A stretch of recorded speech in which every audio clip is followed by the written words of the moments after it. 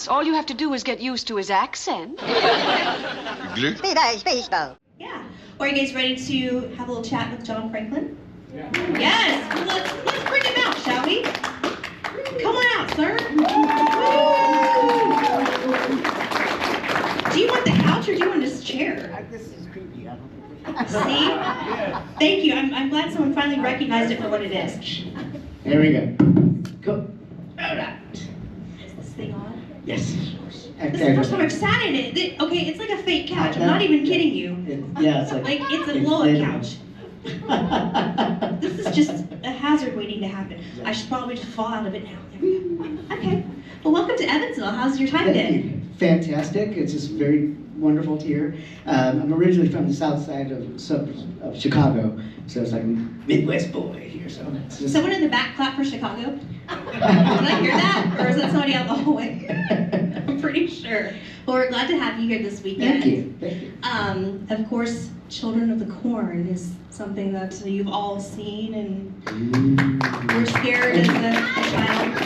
I say I haven't seen horror movies, but actually, I've seen parts of Children of the Corn. I was at a friend's house in Patoka, Indiana, which is scary in itself, right? But the cornfields and whatnot, that's creepy.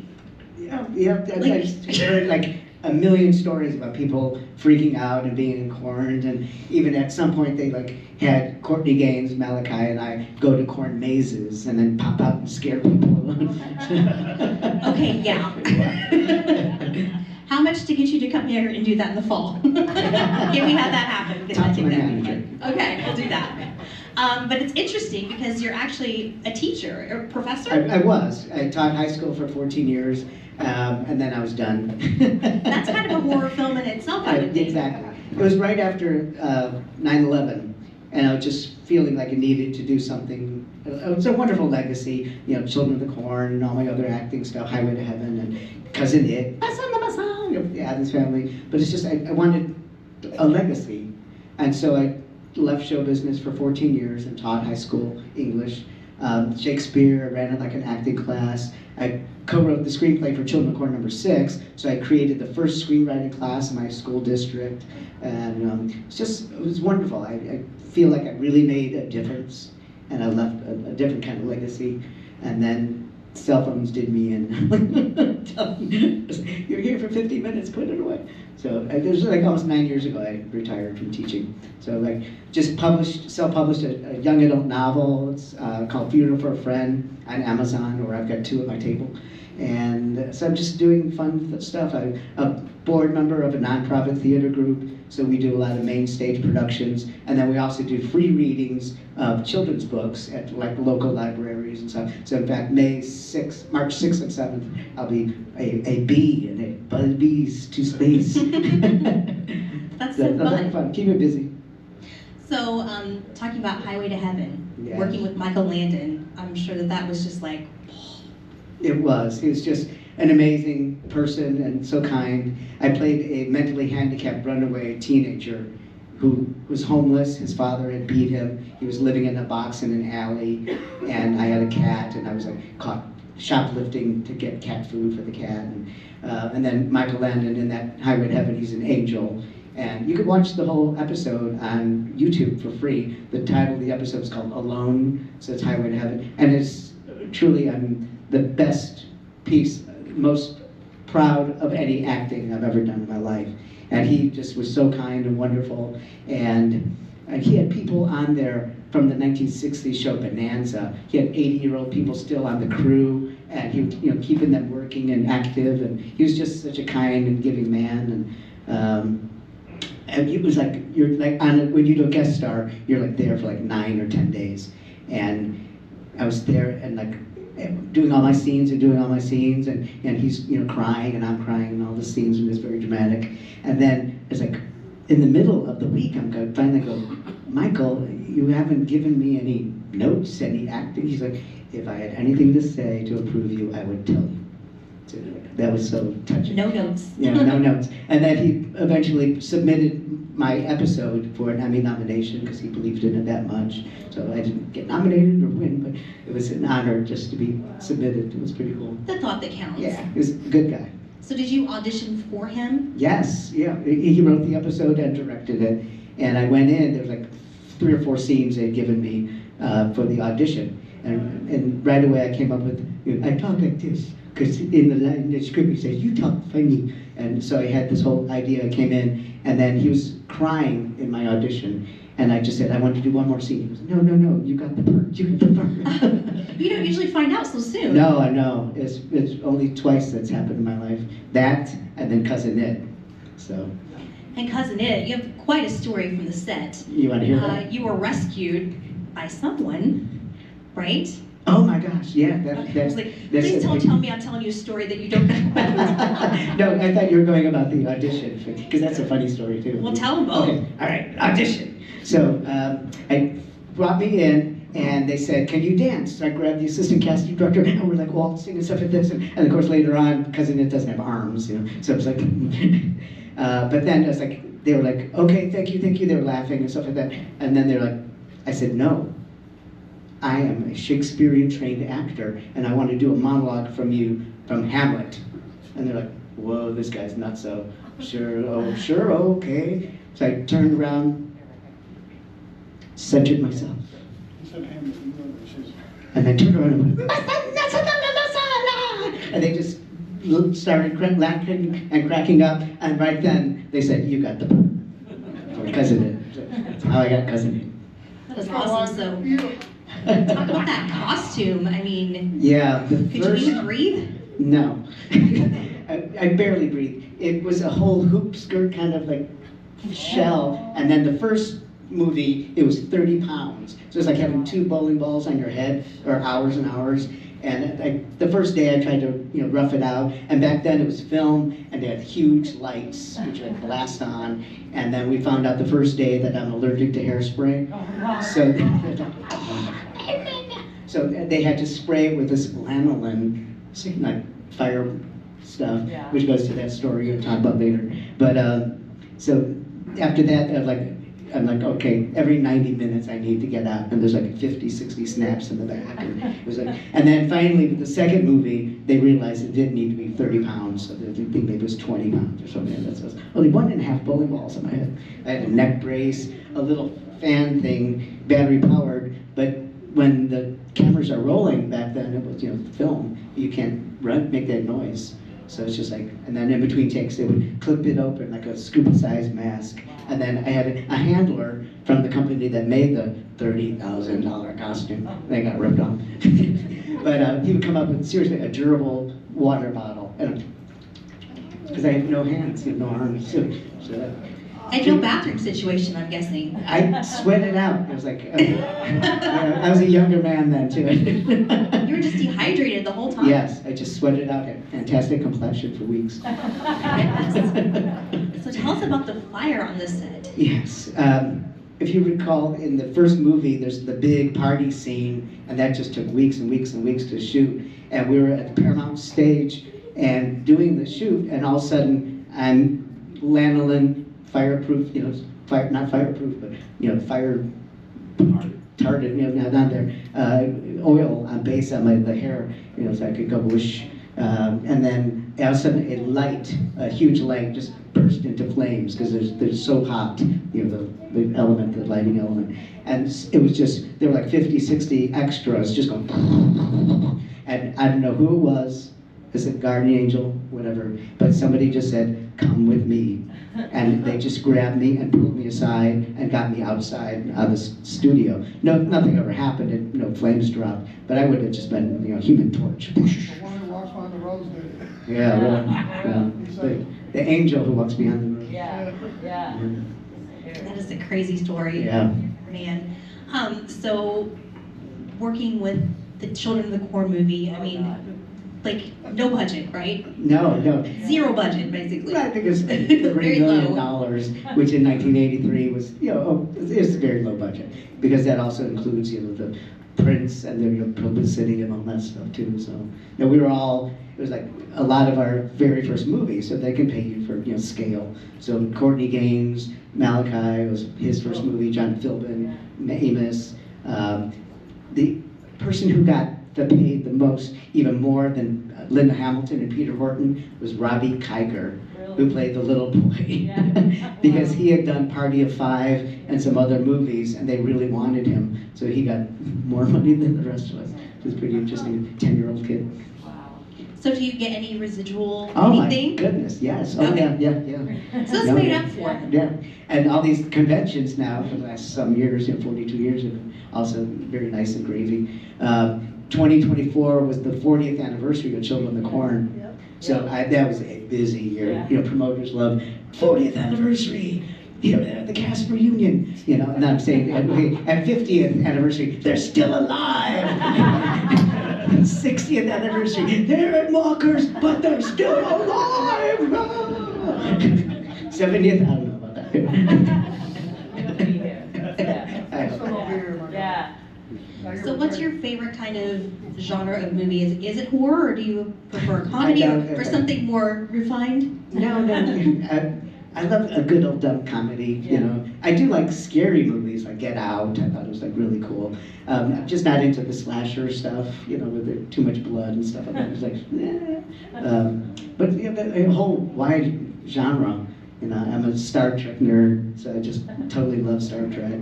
You know, watch Picard, and now I'm getting into Starfleet Academy, and just huge wide range.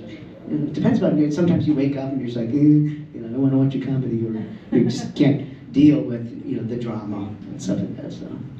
So you're out doing the conventions and everything. Is there anybody that you've been kind of starstruck or fanboyed over?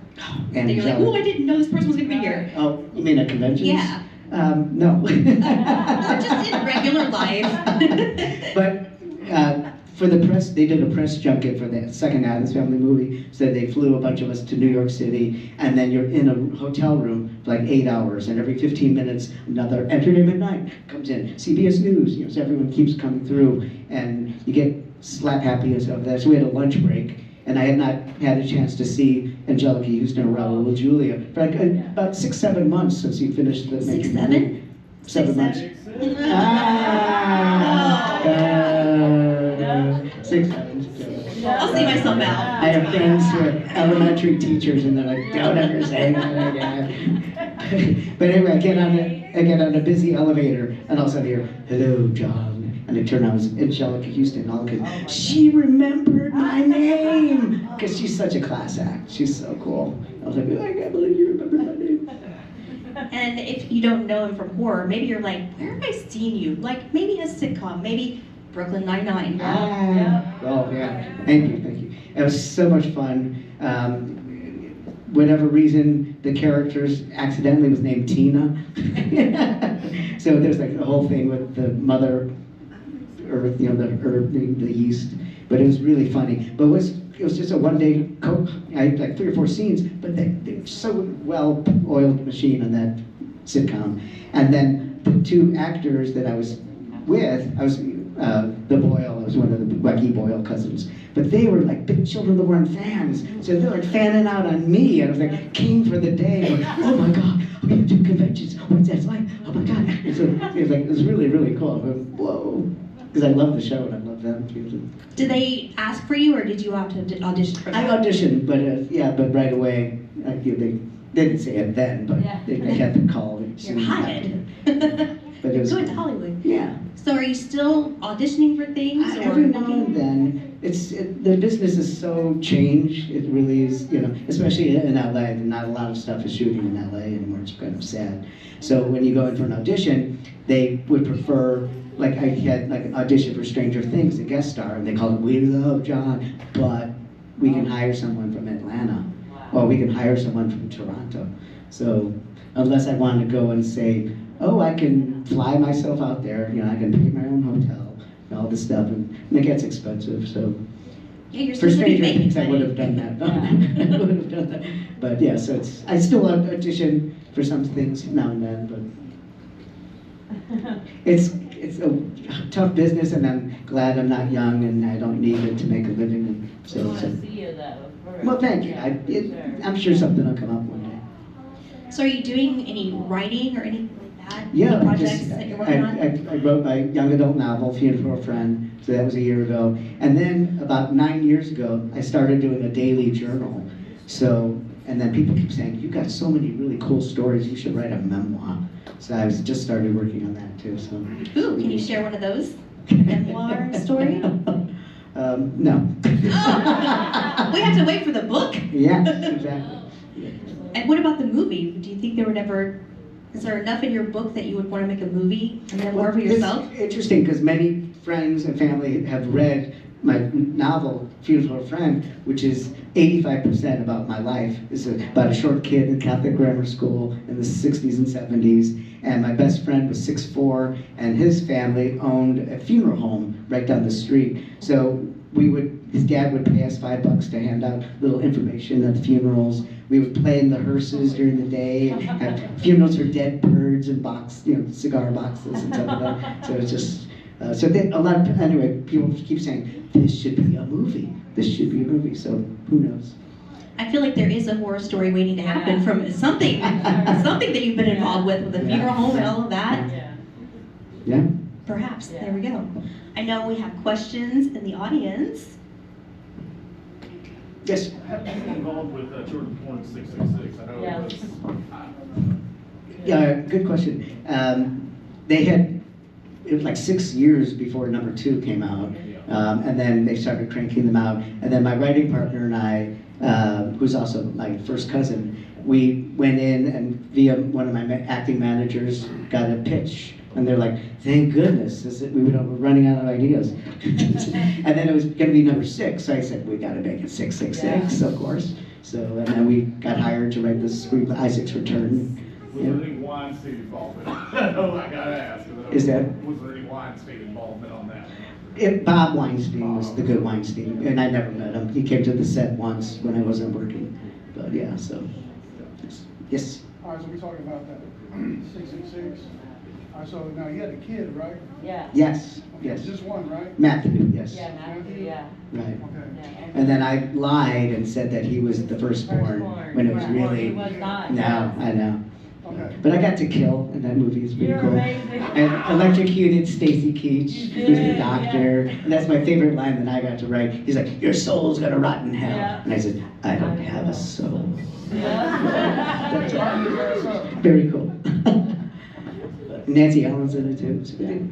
And Kari Skogman directed it. She directed The Crow. Yeah. Some other big things too. So she was great. Yeah. Turned out better than I thought. It was amazing. That was talking about low budget. That was like mega low budget. Yeah. What was your favorite Oh, there you go. scene of that to film? Yeah. The wedding. Yeah. When I got to be, the preacher and Mary, Fester, and Debbie, because they had switched my costume around, so it was all open. So I was actually eye contact with them for the first time, acting, doing the. So that was really cool. I'm acting with Chris Lloyd. Yeah. Very cool. Sure. I know we had a lot of hands raised just a second ago. Chase will come to you with the microphone.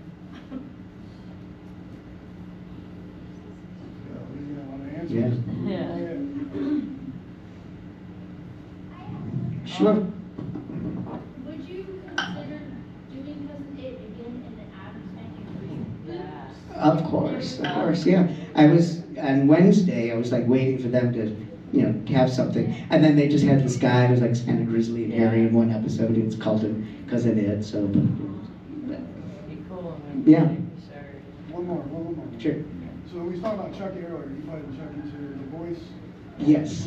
In the first Child's Play, the kid is eating cereal and watching the commercial, and I wasn't in the suit, but I did the voiceover. So, hey kids, you want a good guy doll, don't you? But interesting side note story, that'll be in the memoir, is I was actually hired to dub all of Brad Dourif's lines.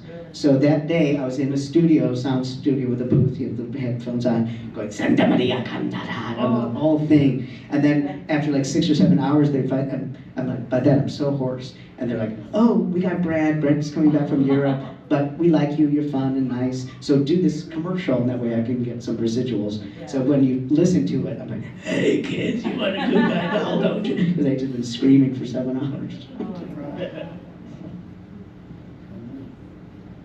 Have you ever thought, I don't know what the rights are or anything like that, the legalities of anything, but perhaps bringing back Highway to Heaven in a different version? Yeah.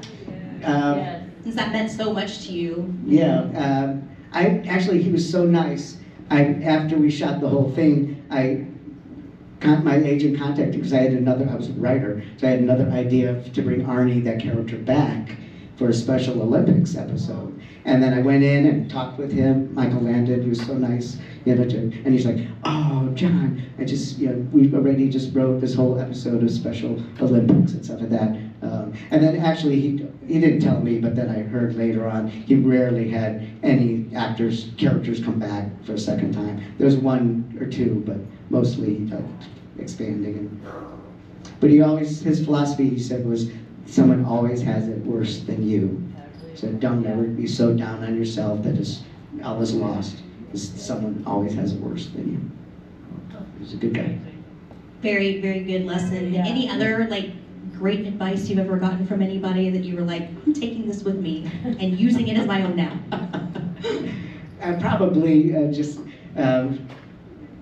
always Children of the Corn was the first movie that a lot of us did, and people just always said, just show up on time, know your lines, and be nice to everybody, because you never know who's going to be the next Spielberg, the next whatever. And it's just, I would never be, I believe in karma, so I wouldn't be mean to anybody or have attitude. So I just try to be nice to everybody, because life is short, and everybody, especially on a film or a movie set or TV set, everyone has got an important job.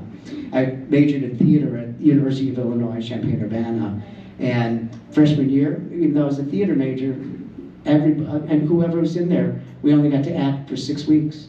We had to go into the costume shop for 6 weeks. We had to go into the building props, building sets, hanging lights. So you knew every job that was in part of that team, because theaters is just like film and TV. You're a team member.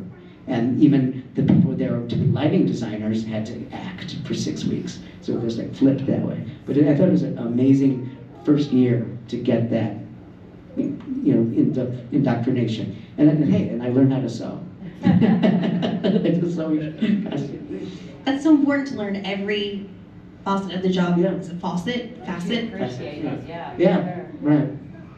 Just, so you can appreciate it. And so many people want to go into directing or producing. Exactly, yeah. And then you understand. And they all had to do each job, so what part of the team is. Do we have more questions? One more. Okay, what's it called? I'm a horror fan, but when Malachi put you up on that cross, I know you had to feel like a badass when you came back later. You came back later, yeah. I know, it is cool because I come back and I snap his neck. But when you're on the set, you're just going, yeah. And then when you watch the movie, you hear all that special effects going. Yeah. It's very cool. Scared me. Remember, it scared me. Thank you. Terrified. Still. If you had got to be in Stranger Things, would you like to be on the good guy side or the bad guy side? Good question. Or just involved? Just involved. Just because it's just such a thing, it's a phenomenon. And the Stranger Things convention is just that. I watched the whole first season. I haven't had time to watch it anymore, but I loved it. It was so cool. What else do you like to binge? Oh God, right now. I've been watching Starfleet Academy. Love is Blind. No. What? It's just that- The new season's out, okay? Every Wednesday, I'm like, come on, Netflix, get with it. I don't know, it's just life is so fast, and every night I journal for half an hour on the computer. So it's this is what happened today, this is who I met, I'll talk about this tonight when I'm writing in my journal about what's going on, and so the review with moderator. Now I want to see that memoir if we're going to be in it. Right. There's a special page just for Evansville Horror Con. We're done with questions. I do have one funny story that will be in the memoir. Yes, It's please. also in my book. So it was the first day of 8th grade, And their sister Placidia was the evil nun. For years, all the kids in grammar school have been warning us that she is evil and she's actually the devil. So, Sister Placidia comes in and she's, hello class. She's old.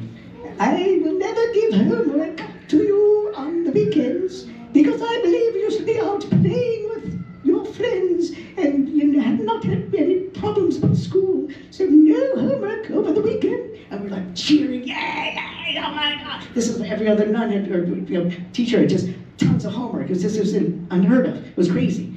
So that first Friday, it's like 5 minutes to 3, and she's like, all right, class, you will do pages 5,000 to blah, blah, blah, blah, blah, blah. And we're like, shocked. And of course, idiot me. Yes, Mr. Ridley! Well, sister, Monday you said you never assigned homework. Well, you want to be perfect like me, don't you? No, the idiot me said, no, sister, only God is perfect! And she freaked out and ran out of the room, and there was a big meeting with my parents and all this stuff. And then I had to apologize to her in front of the school assembly, I found some kids there and stuff. And he was like, sister, I apologize for hurting your feelings, but I do believe that only God is perfect.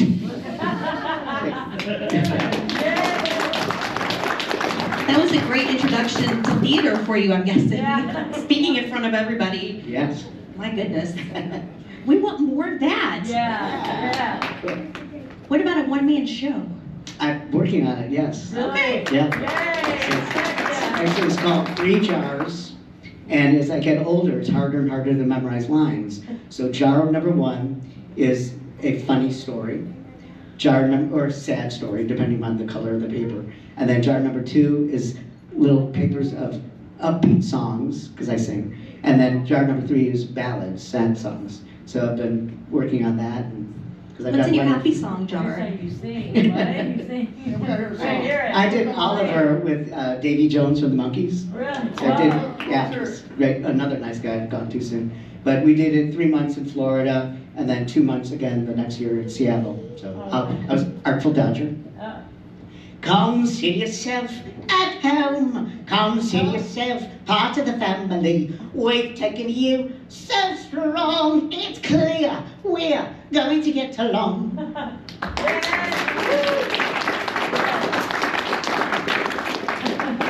Are you taking requests now? Do I need to write it down on a piece of paper, or? I've been talking all day, so I was like, oh no.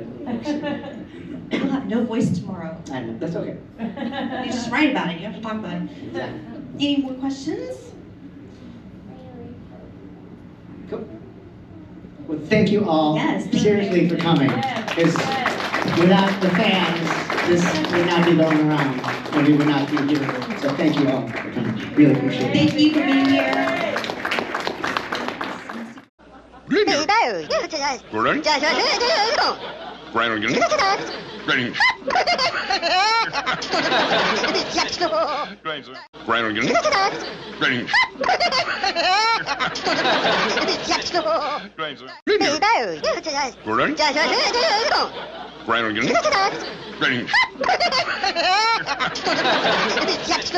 Right.